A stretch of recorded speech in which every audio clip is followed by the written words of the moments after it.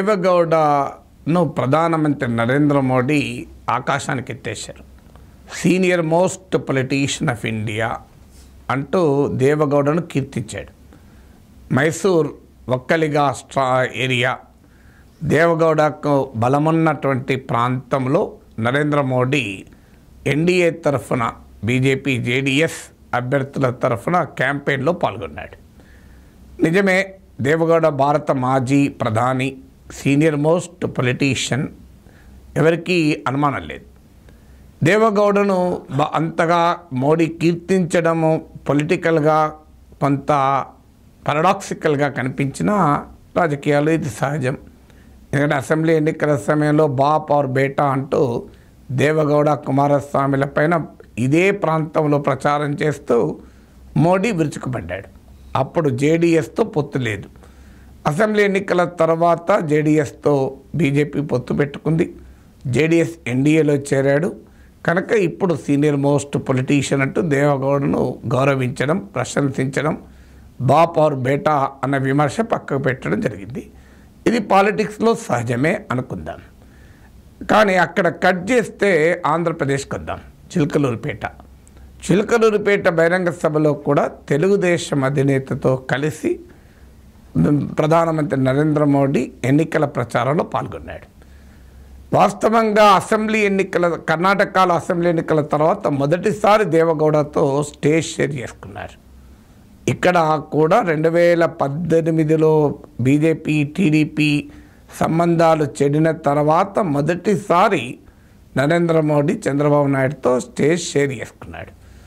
అక్కడ జేడీఎస్ ఎన్డీఏలో కొత్తగా చేరింది, ఇక్కడ టీడీపీ ఎన్డీఏలో కొత్తగా చేరింది.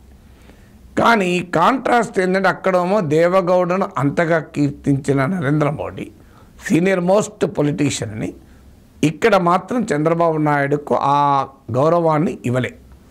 వాస్తవంగా చంద్రబాబు నాయుడు ప్రతిసారి చెప్తుంటాడు, తను 40 ఏళ్ల పాటు రాజకీయాల్లో ఉన్నాను, తాను senior most leader, politician, Narendra Modi కన్నా ముందు ముఖ్యమంత్రి అయ్యాను అని చెప్తుంటాడు. ఇవి ఫ్యాక్ట్స్ కూడా, ఇందులో హిస్టారికల్ ఫ్యాక్ట్స్ కనుక ఎవరమో కాదని లేవు. 2019 ఎలక్షన్స్ టైంలో చంద్రబాబు నాయుడు ఈ మాట అన్నందుకు నరేంద్ర మోడీ చాలా వ్యంగ్యంగా, వెటకారంగా మాట్లాడాడు. అవును, చంద్రబాబు నాయుడు నాకన్నా నిజంగానే సీనియర్, పార్టీలు పొత్తుల మార్చడం, మిత్రపక్షాలను మార్చడంలో సీనియర్, అలాగే ఎన్నికల్లో ఓడిపోవడంలో సీనియర్, ఇలా రకరకాలుగా విమర్శించాడు. చంద్రబాబు నాయుడు ఏ రకంగా సీనియరో చెప్తూ వచ్చారు. సో అలాంటిది అప్పుడు విమర్శించేటప్పుడేమో చంద్రబాబు నాయుడు తాను సీనియర్ను అన్నదాన్ని అంత తీవ్రంగా విమర్శించిన మోడీ ఇప్పుడు కలిసినప్పుడు మరి చంద్రబాబు నాయుడు సీనియర్ మోస్ట్ పొలిటీషియన్గా ఎందుకు ఎక్నాలెడ్జ్ చేయడం?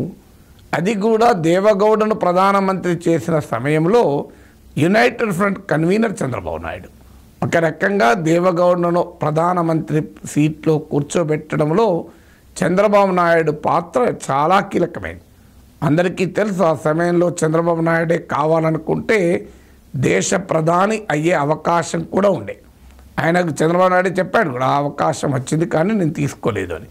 ఎందుకంటే ఆ రోజుల్లో దేవగౌడ, చంద్రబాబు నాయుడు ఇద్దరి స్థాయిలో తేడా ఏం లేదు.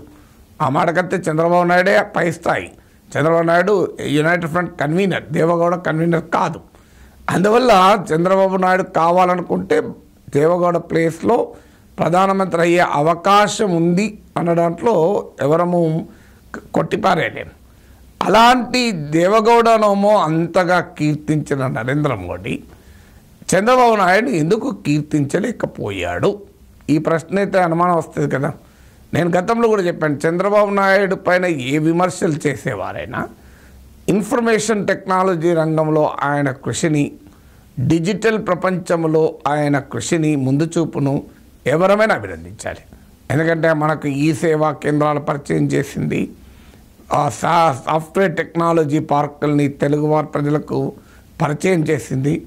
ఇవాళ అమెరికాలో సిలికాన్ వ్యాలీగా పిలువబడే ప్రాంతంలో సెకండ్ లాంగ్వేజ్ తెలుగు అంటారు, అంతమంది తెలుగు వాళ్ళు ఉంటారు.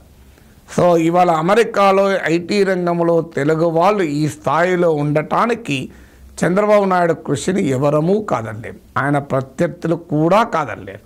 ఒక సందర్భంలో కేటీ రామారావు కూడా ఎక్నాలెడ్జ్ చేశాడు. So it's a fact. ఆ ఫ్యాక్ట్ కూడా నరేంద్ర మోడీ ఎక్నాలెడ్జ్ చేస్తానికి అంగీకరించలేదు. మరి జేడీఎస్ కొత్తగా ఎన్డీఏలో చేరింది, టీడీపీ కొత్తగా ఎన్డీఏలో చేరింది.